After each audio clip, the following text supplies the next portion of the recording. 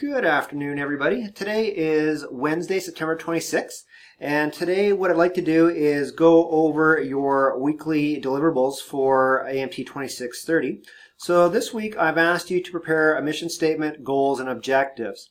So this is a high-level exercise. You guys are just getting started with your business plans. You're starting to flesh out the ideas a little bit. I believe I have pretty much all the draft proposals now, and everything's looked good.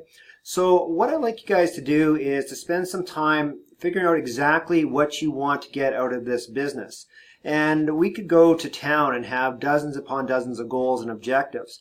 What I prefer to do is look at this from a 2 to 3 year framework.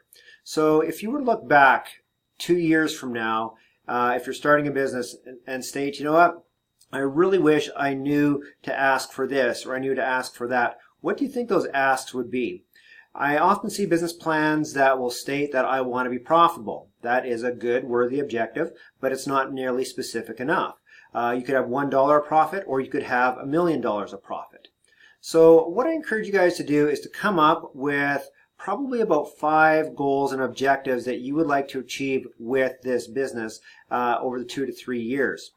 So good examples would be to achieve a profit level of X number of dollars in year 3, to break even in year 2, to have production goals, to have X number of head of cattle, or to be have crops of X number of acres, to have X number of lambs per year, whatever the case may be. Be as specific as you possibly can.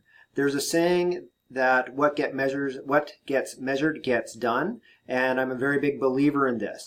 So if we know what your production goals are, if we know what your financial goals are, then you are much more likely to achieve those unique goals and objectives.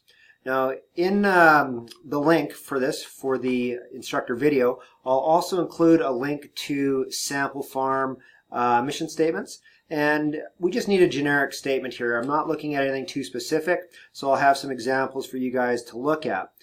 Spend the time, though, on your goals and objectives. Again, 3 to 5 specific goals. Make it a mix of both production goals and financial goals. And if there's any, high-level goals that you would like to achieve, by all means, feel free to put them into your goals and objectives as well. And then if you'll submit those to me over the next few days, I'll start going through those and start giving my feedback.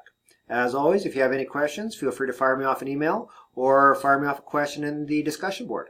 All right, I'll talk to you guys soon.